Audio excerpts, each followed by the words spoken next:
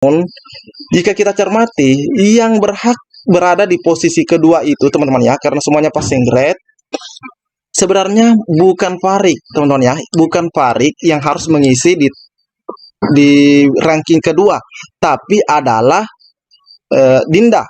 Karena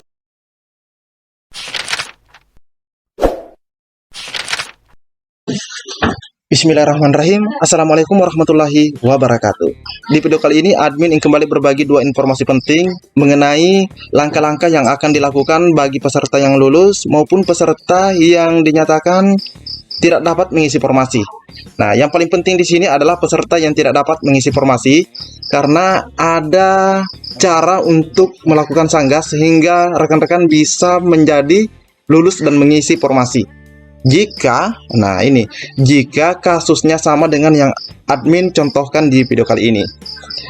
Jadi silahkan disimak videonya, jangan di skip-skip agar tidak salah dalam memahami informasi yang admin sampaikan. Namun sebelum kita lanjut ke pembahasan intinya, buat rekan-rekan yang baru saja menemukan channel ini, silahkan tekan tombol subscribe. Jangan lupa aktifkan lonceng notifikasinya agar rekan-rekan tidak ketinggalan dengan info-info terupdate setiap harinya dari channel ini. Jika sudah, admin ucapkan terima kasih dan kita lanjut ke info yang pertama. Nah, informasi yang pertama di sini yang akan admin sampaikan mengenai kode ya, mengenai kode atau hasil notifikasi dari pengumuman 16 Desember kemarin, di mana ada 3, yaitu ada lulus, tidak dapat mengisi formasi, dan tidak lulus. Nah, di sini lengkap dengan langkah-langkah selanjutnya. Nah, di sini lulus artinya lulus passing grade dan lulus formasi. Jadi seperti itu teman-teman ya. Nah, langkah selanjutnya buat peserta ini adalah menunggu pengumuman pemberkasan. Yang paling utama adalah pengisian daftar riwayat hidup. Seperti itu teman-teman ya. Dan pastinya juga menyiapkan apa saja dokumen yang diperlukan untuk menerbitkan nomor induk P3K-nya. Nah, yang kedua, tidak dapat mengisi formasi. Nah, ini sebenarnya juga lulus ya. Bisa kita lihat di sini. Lulus passing grade, tapi formasi sudah terisi. Jadi misalnya hanya dibutuhkan 2 peserta, dua orang saja, namun ada 3 yang lulus dan yang ketiga itulah yang akan mendapatkan notifikasi seperti ini, tidak dapat mengisi formasi. Nah, langkah selanjutnya adalah, nah di sini diberikan informasi mengenai menunggu pengumuman formasi. Sebenarnya ini tidak benar teman-teman ya, menunggu optimalisasi formasi maksudnya. Ini sebenarnya ini salah teman-teman ya. Bukan optimalisasi formasi, tapi ikut lagi tes P3K di tahap ketiga atau tahap selanjutnya. Karena kita tahu di Permenpan RB nomor 28 seleksi P3K itu 3 kali, tahap 1, 2, dan tahap 3. Jadi ini salah teman-teman ya. Namun setelah ikut tes tahap 3 dan dinyatakan lulus, otomatis pemberkasan. Dan yang ketiga, tidak lulus. Tidak lulus passing grade, maka tidak dapat formasi. Ini nilainya tidak mencukupi, begitu teman-teman ya, tidak mencapai ambang batas.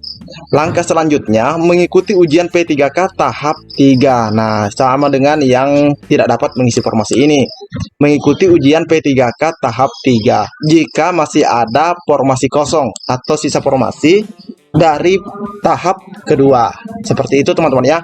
Namun yang paling inti di sini admin akan membahas lebih jauh mengenai peserta yang tidak dapat mengisi formasi ini. Nah, semoga saja kasusnya sama dengan yang akan admin contohkan di video di menit selanjutnya.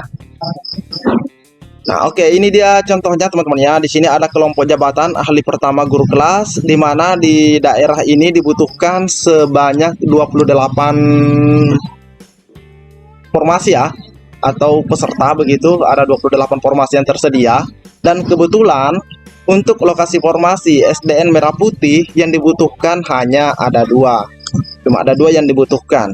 Kebetulan di sini ada 3 peserta dan dinyatakan semuanya lulus teman-teman ya. Sebenarnya mereka semuanya dinyatakan lulus. Ini ada P1L, P3L, dan P1TL. P1TL inilah yang lulus, namun dia tidak dapat mengisi formasi karena sudah diisi oleh dua peserta ini. Nah, disinilah kita akan lihat siapa sebenarnya yang akan mengisi di antara tiga ini. Apakah sudah benar apa yang disampaikan oleh Panselnas jika bentuknya seperti ini? Oke, rekan-rekan ya. Oke, yang pertama kita lihat dulu. Di sini ada nomor peserta, ada nama, ini kita ada nama Reza, teknisnya 350, terus afirmasinya 500 karena kebetulan dia punya serdik, makanya 500. Manajerialnya 85, sosiokultural 95, wawancaranya 33. Totalnya adalah 713. Nah, dia sudah lulus berdasarkan kriteria guru kelas teman-teman ya, yang mana 320 itu adalah untuk P1. Nah, ini untuk P1. Jadi sudah benar jika dikatakan P1L. Seperti itu teman-teman ya. Karena di sini sudah memenuhi 585 tambah 95 ini sudah memenuhi nilai ambang batas minimal. Ini wawancaranya 33 sudah memenuhi juga. Selanjutnya kita lihat Farid. Nilainya dia itu murni 200, terus afirmasi menjadi 275 karena ada serdik. Apa bukan serdik, mohon maaf, maksudnya usia. Dia dapat afirmasi usia menjadi 275. Manajerialnya 95, sosiokultural 95, 95 tambah 95 ini sudah memenuhi nilai ambang batas minimal sosiokultural dan manajerial. Selanjutnya ada wawancaranya 35, ini juga sudah memenuhi, dan di sini dia dinyatakan P3L dan dia dinyatakan lulus. Seperti itu teman-teman ya. Nilainya memang cukup tinggi, ada 500. Dan peserta ketiga bernama Dinda. Di sini nilainya dia 320 dan di sini tetap 320 karena dia tidak mendapatkan afirmasi apa-apa. Manajerialnya 75, sosiokultural juga 75, 75, 75. Ini sudah memenuhi nilai ambang batas minimal. Wawancaranya 24, ini pas sekali. Terus totalnya 494 dan dia dinyatakan P1TL. Nah, kita kembali lihat dulu nilai teknisnya teman-teman ya. Reza itu lulus P1 sudah benar. Farid lulus 275 teknisnya dan lulus P3 itu sudah benar. Dan Dinda itu dikatakan apa? 320 ya, teknisnya 320 dan dinyatakan P1TL. P1 itu sudah benar. Namun jika kita cermati, yang berhak berada di posisi kedua itu teman-teman ya, karena semuanya passing grade, sebenarnya bukan Farid teman-teman ya, bukan Farid yang harus mengisi di ranking kedua, tapi adalah Dinda, karena Dinda itu mencukupi nilai minimal kategori 1. Kategori 1 teman-teman ya, 320. Dia itu lulus 320 dan dia di sini pun dikatakan P1. Tetapi kenapa dia tidak dinyatakan lulus? Dia dikatakan malah TL. Maka Dinda ini berhak untuk melakukan sanggah, dan pastinya ketika melakukan sanggah dia akan menggantikan posisi daripada si Farid ini. Karena di sini ada kekeliruan dari Panselnas. Ini P3 bukan yang berhak mengisi, teman-teman ya. Karena P3 itu akan mendapatkan jatah setelah semua P1 sudah dicek, sudah dilihat, karena perhitungan kelulusan kan berdasarkan kategori 1, kategori 2, dan kategori 3. Kategori 3 hanya bisa mendapatkan sisa formasi dari P2. Seperti itu.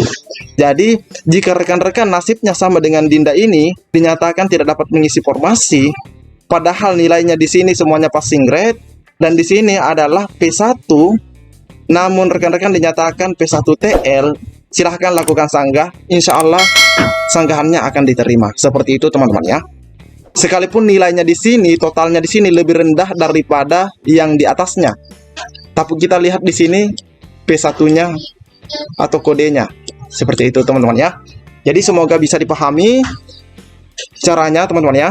Silahkan dicek dengan baik hasil pengumuman besok.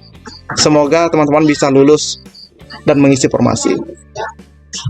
Assalamualaikum warahmatullahi wabarakatuh.